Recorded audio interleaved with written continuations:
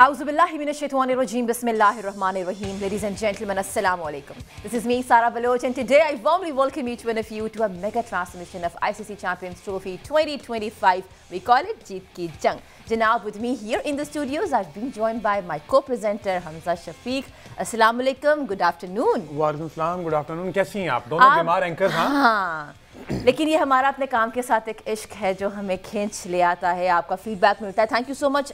Programme के आगाज़ में ही आप लोग जो मैसेजेस भेजते हैं सलमान बट के लिए, आपका जो फीडबैक होता है, that truly means a lot. But today is going to be 7th number of ICC Champions Trophy match between team South Africa versus Australia.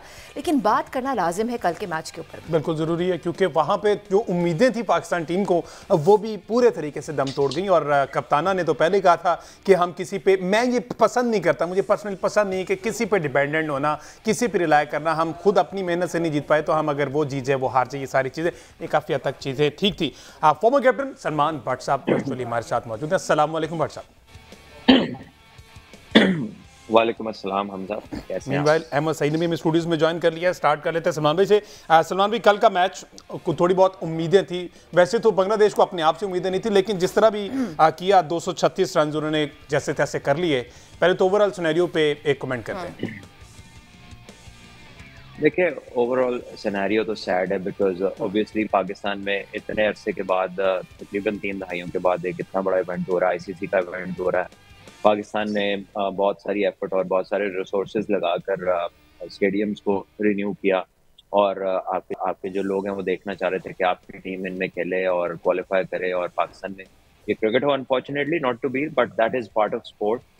आप you not going to win always, लेकिन यह कि पाकिस्तान का always वाला मसला नहीं है. पाकिस्तान का मसला यह है कि पिछले 3-4 इवेंट्स में पाकिस्तान का फर्स्ट राउंड एग्जिट हो रहा है, और इसलिए ये बहुत डिस्टर्बिंग है लोगों के लिए भी, और जो लोग खेल से प्रोफेशनली मुंसलिक हैं उनके लिए भी, और जो इस खेल से आपकी इंडस्ट्री मुंसलिक है उनके लिए भी. So it becomes a topic जिसकी हर जगह लोगों में गपशप हो रही है, और लोगों की नाराजगियों के इजहार अभी तक चल रहे हैं. ऑब्वियसली जो है, Pakistan cricket board and the people in charge need to think about it and need to rethink the policies, और उस चीज को बेहतर से बेहतर करने की कोशिश करनी चाहिए, और एटलीस्ट उसका स्टार्ट करना चाहिए. और हमारे बड़े ग्लेरिंग इश्यूज हैं, मतलब वो छुपाए भी नहीं छुपते, इतने ग्लेरिंग है कि हर बंदे को पता है ये टीम क्या बनाई है. ये इसमें स्पिनर नहीं है, इसमें ओपनर नहीं है, इसमें लोग डिस्प्लेस्ड हैं, ठीक है, ये कंडीशंस के मुताबिक नहीं बनाई गई. कहा गया हॉर्सेस फॉर कोर्सेज, लेकिन ना हॉर्स मिला ना कोर्स मिला. सो आई थिंक ये बहुत सारे ऐसे ग्लेरिंग इश्यूज हैं जिनके ऊपर लोग जो है वो गुस्से में हैं, और they want to see rectification. तब्दीली भी जो है पॉलिसीज को लेकर, प्लेयर्स को लेकर, या उन ऑफिशियल्स को लेकर जो जिनकी कॉम्पिटेंस जो है वो यहाँ तक पहुँचाया. अच्छा, आपने एक बात की स्पिनर्स वाली. आई नो हम बहुत दफ़ा ये बात कर चुके हैं, लेकिन मुझे लगता है इससे बात करना लाजिम है, क्योंकि रिजवान ने अपने प्रेसर में ये भी कहा कि देखिए, and the way he said it, he said in a way कि देखिए, पाकिस्तान के पास जो बेस्ट अवेलेबल ऑप्शन था, जो बेस्ट अवेलेबल रिसोर्स था, वो हमें हमारी सिलेक्शन कमेटी ने निकाल के दी है. क्या ये ऐसा नहीं लग रहा कि ब्लेम गेम है? He is not owning the fact कि उनकी भी तो कोई राय होगी ना. नहीं, I think if you really think about what he said, तो ये तो मतलब कह रहा है कि ये बेस्ट पॉसिबल रिसोर्स था जो उन्होंने निकाल के दिया. सो ही इज सेइंग कि they tried their best, but even if they have tried their best, then their competence has to be questioned, because इसमें जो आपकी applicable products थे, मैं दूसरी लैंग्वेज में बात कर रहा हूँ, applicable product यानी कि जो conditions के मुताबिक जो players थे, क्या आपने वो select किए? The question should be asked to Rizwan or anybody else कि क्या इधर, अब रिजवान ने तो जडेजा और खुशदिल को भी मिला दिया है, तो अब मुझे नहीं समझ आती कि इस चीज को कैसे हम इसके बारे में बात करें. मतलब कोई बंदा रेफरेंस देता है, कोई एनालॉजी देता है, तो कोई चीज रिलेट कर रही होती है. एक बंदे के कई सौ मैच हैं, कई सौ आउट है, कई रन है, उसके हजारों रन है. आप उसको मिला रहे एक प्लेयर के साथ जिसकी थोड़ी सी क्रिकेट है, और थोड़ी सी में भी उसको खुद यकीन नहीं था कि वो चैंपियंस ट्रॉफी में सिलेक्ट हो जाएगा, which was an honest, you know, उसने एक बात मानी कि जी मुझे खुद भी पता नहीं था कि मैं सिलेक्ट हो जाऊंगा, और ही डिड वेल जितना वो कर सकता था. बट प्लेयर्स की क्लास में फर्क होता है. प्लेयर्स सिर्फ नंबर नहीं होते. बेन स्टोक्स इंग्लैंड का ऑलराउंडर है, तो हमारा फहीम अशरफ है, तो मतलब आर दी सेम पीपल. अजीब सी बात है ना जो उन्होंने की है. सो वो आप ऐसे रिलेट नहीं कर सकते. So maybe out of frustration, maybe he wasn't happy, and sometimes आप डिसअपॉइंटमेंट में आपको अल्फाज भी नहीं मिल रहे होते जो आप कहना चाह रहे होते हैं, वो उसमें कोई गलत चीज भी कह देते हैं. So I will give Rizwan the benefit of the doubt. I think के पाकिस्तान की टीम आइडियल नहीं थी. Pakistan did not make the right combo, और पाकिस्तान ने कंडीशंस को उस तरह से समझने में और उधर खिलाने में प्लेयर्स नाकाम रहे. और सबसे ज्यादा इसलिए ये पाकिस्तान पे बात आती है कि ये जो हमारे कुछ सिलेक्टर थे, वो उसमें से 2 वो हैं जिन्होंने अपना आधा करियर दुबई में खेला. हेड कोच वो जो यूएई में दुबई के हेड कोच थे, और वो सिलेक्टर्स का भी हिस्सा हैं. तो कोई बंदा ऐसा नहीं था जिसको नहीं पता कि दुबई में क्या कंडीशन मिलनी है. और सारी विजिटिंग टीम्स जो है वो रेगुलर 2-2 स्पिनर्स के साथ आ रही हैं. हम लोग एक के साथ जा रहे हैं, 2 ऑलराउंडर्स को हम लोग लेबल कर रहे हैं. सो आई थिंक आपकी गलती की करेक्शन तब शुरू होती है जब आप उसको एडमिट करते हैं. अगर आप उसको एडमिट ही नहीं करने को तैयार हैं, तो फिर कैसे आप उसको चेंज करें? अच्छा, थोड़ी सी हमारी रहनुमाई कीजिएगा. आई मे बी रॉन्ग, लेकिन क्या साजिद खान या नुमान अली, अगर इनमें से किसी की इंक्लूजन होती तो क्या वो बेहतर रहती अकॉर्डिंग टू योर एक्सपर्टीज? देखिए, स्पेशलिस्ट को जब आप लाते हैं तो फिर यू एक्सपेक्ट बेटर रिजल्ट. उसकी कह लें कि आउटकम के चांसेस बेहतर होते हैं. आई कैन नॉट प्रेडिक्ट कि किसी को लाते तो क्या हो जाता. जो आपके रेगुलर फास्ट बॉलर्स खेल रहे हैं, जिस मैच में उन्होंने पूरे ओवर किए, उन्हें 80-80 रन पड़े. ठीक है, तो जो स्पिनर्स हैं, अगर आप उनके कॉन्ट्ररी आप स्पिनर्स को देखें, इब्रार ने ही बोल्ड वेल. इब्रार को रन कम हुए, इब्रार को मुश्किल हो रही थी बैटर्स को खेलते हुए, तो वो एक रेगुलर स्पिनर था. बाकी को तो किसी पे मुश्किल नहीं हुई. अगर आप न्यूजीलैंड के स्पिनर्स देखें, ब्रेसवेल ने कल भी 4 आउट किए पिंडी में, और उसने 26 रन दिए. वो जब से पाकिस्तान आया उन्हें 40 रन ही नहीं हुए 10 ओवर के. इसी तरह जो दूसरी टीम्स के स्पिनर हैं, वो भी विकेट्स ले रहे हैं. और आप आदिल रशीद को देख लें, 350 वाले मैच में उन्हें 50 रन नहीं हुए. तो स्पेशलिस्ट स्पिनर्स ने, despite the good conditions, they have created problems.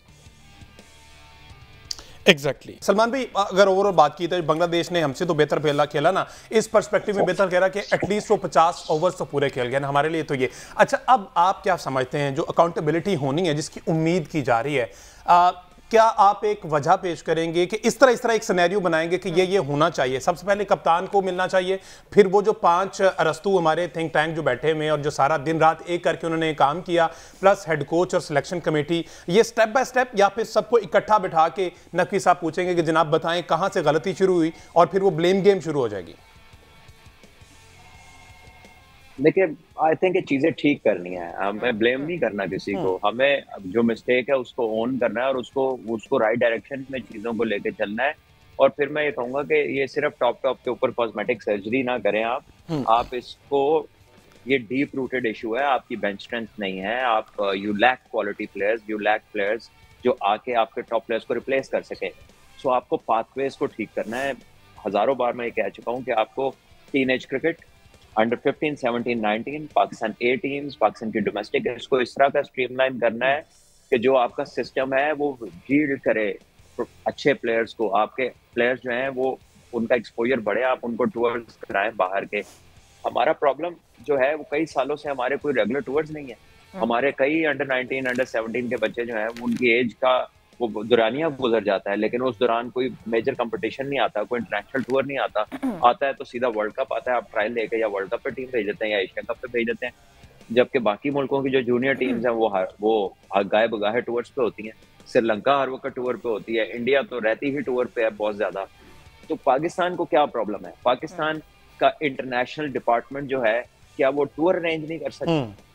वैसे तो नहीं कर सकता. ये हमने देखा है जो ऑस्ट्रेलिया में हुआ. ऑस्ट्रेलिया में पाकिस्तान डिस्ट्रिक्ट की टीमों के साथ खिला के तो इधर पाकिस्तान ए का टूर मशहूर किया हुआ था. वो हमारी ए जरूर थी, लेकिन उनकी डिस्ट्रिक्ट की टीमें थी. सो आई थिंक जो रियल अकाउंटेबिलिटी, मैंने कहा ना कि हर दफा प्लेयर्स पे तो बात आ जाती है, लेकिन जो लोग सिस्टम को खराब कर रहे हैं, जो लोग सिस्टम को तगड़ा नहीं होने दे रहे, जिनकी वजह से कह लें कि सिस्टम में झोल है, और जिनकी इनकॉम्पिटेंस जो है वो मतलब निकल के हिटे मार रही है, लेकिन वो लोगों को नजर इसलिए नहीं आते कि उनका नामों को कोई जानता नहीं है. None of them are known to people. और ऊपर से जो क्रिकेट बोर्ड के अंदर से आपकी जो इंफॉर्मेशन है उसकी लीकेज की फैक्ट्रियां भी वही लोग हैं. ठीक है, और उन्होंने अपने कुछ लोग रखे हुए हैं मीडिया के अंदर जो उनकी जुबान बोलते हैं. ठीक है, जैसे ही उनके ऊपर की इशारतन भी बात आती है तो वो ठक करके वो आ जाते हैं और डिफरेंट प्लेटफॉर्म्स के ऊपर बोलना शुरू कर देते हैं। सो आई थिंक के Pakistan really needs to resurrect the pathways, क्योंकि जब तक आपके यंग एज से बच्चे जो है उनके साथ टेक्निकल काम नहीं होगा, उनका इंटरनेशनल एक्सपोज होगा at different age groups, different cultures में जाके क्रिकेट नहीं खेलेंगे, तो उनका सेम तरीके से compete करना, जैसे इंडियंस इंटरनेशनल लेवल पे अनलीश होते हैं तो लगता है कि ये तो लगता कब से आया हुआ इंटरनेशनल लेवल में, ये तो लग ही नहीं रहा कि आज आया, तो हमारा वो हिसाब तब तक नहीं होगा। So we have to really plan our pathways और हमें अपनी यूथ को एक्सपोजर देना है, सो इन टाइम्स टू कम हमें प्रॉब्लम ना हो। हम ऊपर वाले 15-20 के बारे में काम किए जाते हैं, या ऊपर वाला 100-125 लड़का जो कि फर्स्ट क्लास सर्किट का है, लेकिन it's a deep rooted issue, और इसको आपको शुरू से ये लिंक्स, ये डॉट्स आपने ज्वाइन करने, फिर जाके काम ठीक होगा। इस पे मजीद और डिस्कशन करेंगे, बट इस वक्त हम बढ़ेंगे एक ब्रेक की तरफ। ब्रेक से बाद में डिस्कस करते हैं कि वॉचिंग जीत की जंग।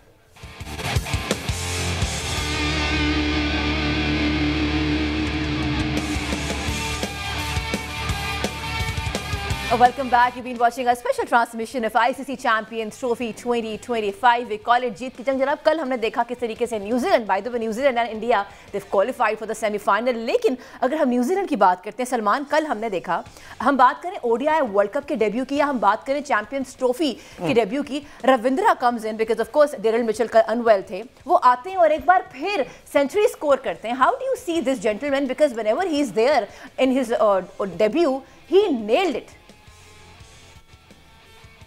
या he looks a class act, बहुत ही आउटस्टैंडिंग क्रिकेटर हैं वो, और बड़ा विद इन हिमसेल्फ खेलते हैं, मतलब ही स्कोरिंग रेट इज गुड, लेकिन आपको ऐसा नहीं लगता कि वो तेज खेल रहे हैं। और जो यूनिक चीज है ना, वो उनकी एबिलिटी है to score off good balls, where you know he takes minimum of risk to you know convert a good ball into runs.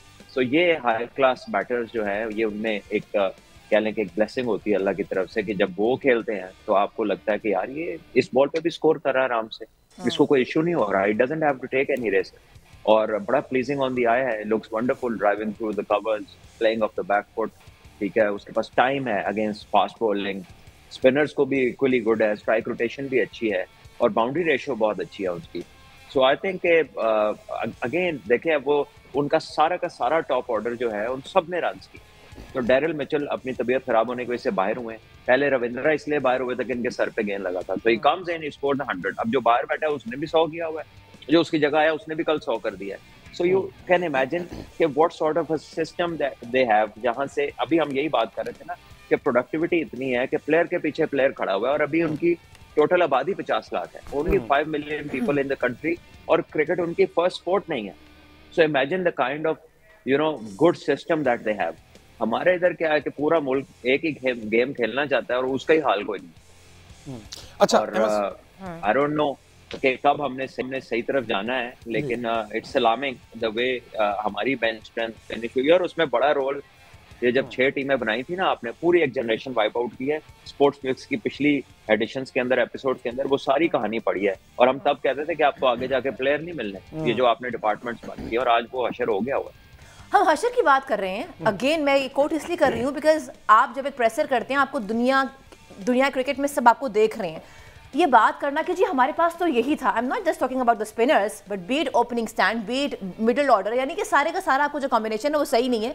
ये कैसे मुमकिन है कि पाकिस्तान के पास टैलेंट ना हो? इसका मतलब है ये इस बात की निशानदही कर रहा है कि जी आपका डोमेस्टिक स्ट्रक्चर से आप सिलेक्शन सही नहीं कर रहे, there is something wrong within your structure, क्योंकि ये तो हो ही नहीं सकता कि आपके पास टैलेंट ही ना हो पूरे मुल्क में। हम what are we portraying? The point is not कि आपके पास टैलेंट नहीं है, टैलेंट तो कभी किसी ने डिनाई ही नहीं किया, टैलेंट को चैनल करना नहीं हमें आता। हमें पाथवेज की, जब मैं बार बार पाथवेज की बात कर रहा हूँ, it is for you and everybody listening to understand कि जब एक टैलेंटेड बच्चा आपके सामने आ जाता है तो रॉ टैलेंट को आप फिर कन्वर्ट करते हैं एक फुल टाइम प्रोफेशनल के अंदर, and that journey from maybe a school और अ स्ट्रीट और a house till you get to the Pakistan team and represent Pakistan at the highest level, it has different stages, और उन stages के ऊपर आपने अपने बच्चों को मेंटरशिप करनी है, आपने उनको टेक्निकली एंगेज करना है साउंड टेक्निक्स के साथ, और उनको टैक्टिकली अवेयर करना है गेम अवेयरनेस के साथ, और उसमें कुछ आप बताते हैं, और उससे ज्यादा जो उसका लार्जर पार्ट है वो मैचेस खेल कर आता है, वो कंपटीशन से आता है, वो एक्सपोजर के साथ आता है। अगर आप बच्चों को वो नहीं देंगे, you can not expect them to become world class athletes and one after the another. वो आपकी किस्मत अच्छी है, अल्लाह की तरफ से कोई बॉलर आ जाता है टेप बॉल से। अभी साइम अयूब आपका एक निकल आया सिस्टम, वो तो PSL पहले खेला, पाकिस्तान के डोमेस्टिक तो वो बाद में खेला। अगर आज उसको कोई क्लेम करना शुरू हो जाए कि जी हमने बनाया है, वो तो PSL तो वो पहले खेला था क्वेटा ग्लैडिएटर से, तो somebody must have done a good job with him। इसी तरह आपका फखर जमान और ये, अगर ये दो बंदे अनफिट ना होते तो हो सकता है आपकी शॉर्ट कमिंग अभी के लिए कवर हो जाती।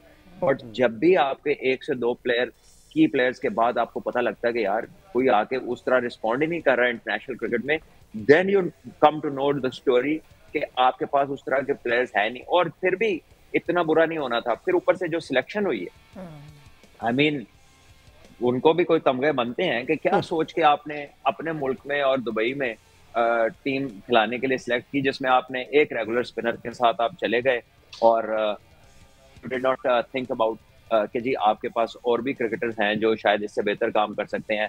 आपने 4 फास्ट बॉलर रखे थे जिसमें से आपने 3 खिलाने थे, तो आपने एक फास्ट बॉलिंग ऑलराउंडर डालने की क्या जरूरत थी? आप स्पिन बॉलिंग ऑलराउंडर क्यों नहीं डाल सकते थे? मैं ये नहीं कह रहा कि कौन फॉर्म में है या फॉर्म में नहीं है, बट अगर आप कह रहे हैं कि यही आपके पास है, तो फिर आप देखिए लेग स्पिनर जो अच्छी बॉलिंग करें, आप उसामा को डाल सकते थे, आप शदाब को डाल सकते थे। अगर आप यंगस्टर्स में जाना चाहते हैं, आप सुफियान मुकीम ने 4 आउट किए डेब्यू के ऊपर साउथ अफ्रीका में, आप उसको डाल सकते थे। आपने 5वें 6वें नंबर पे न्याजी को खिलाया and he played in tough conditions in south Africa and Australia.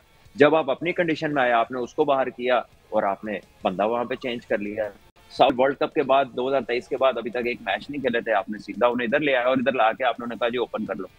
इसी तरह बाबर आजम है, वो 1 डाउन प्लेयर है, आपने उसे ओपन करा दिया और कह रहे हैं क्योंकि वो पहले ओवर में आउट होता है तो वो अंदर चला जाता है।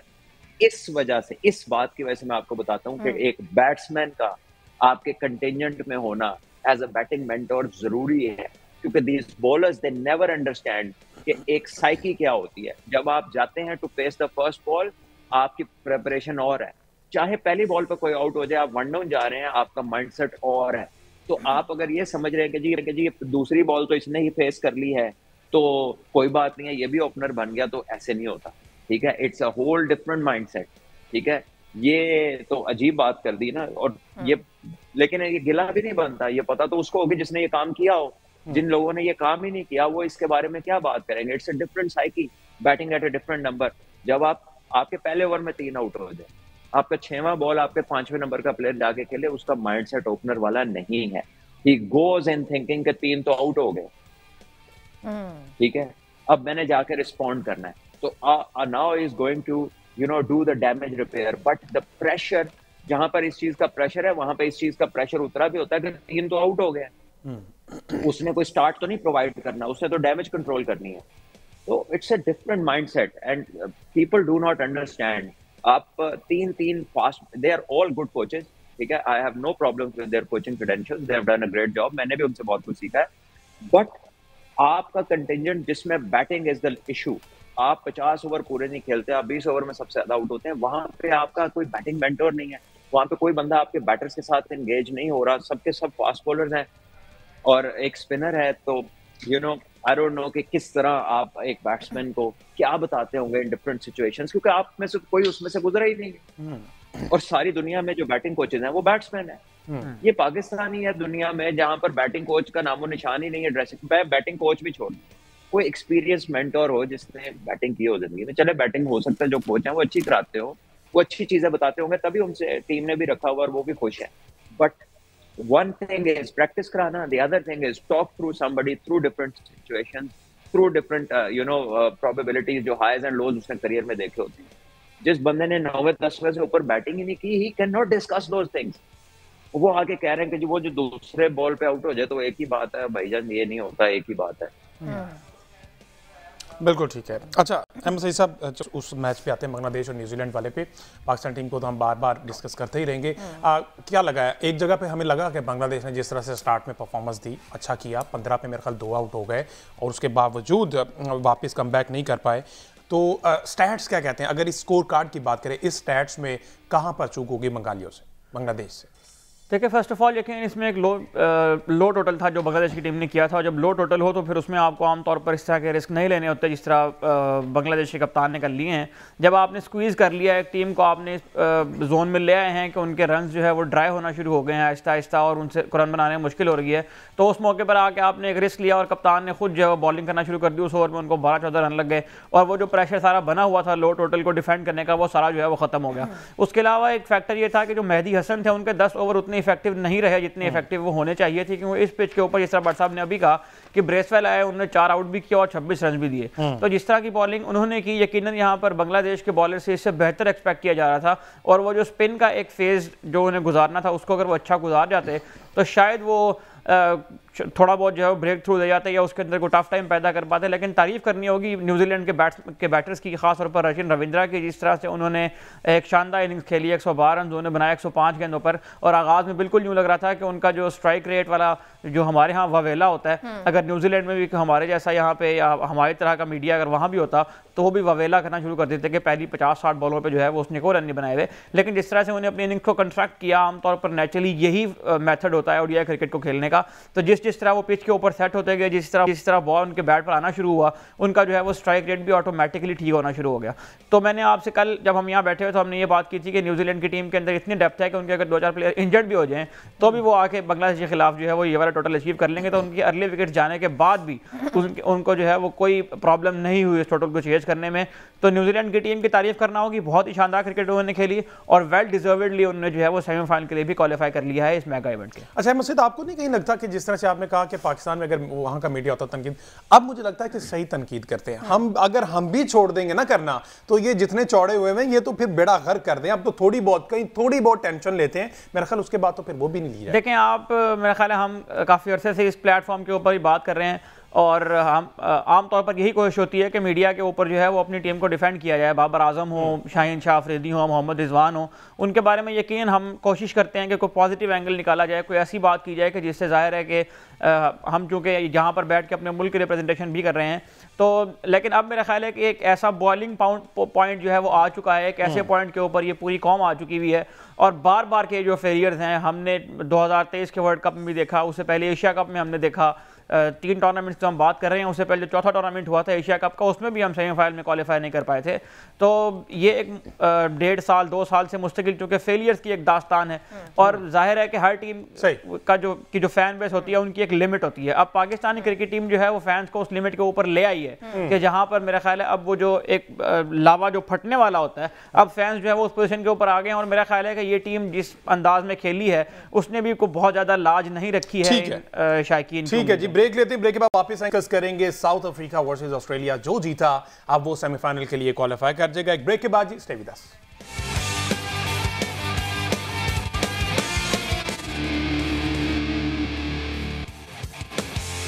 Welcome back. You've been watching our special transmission of ICC Champions Trophy 2025.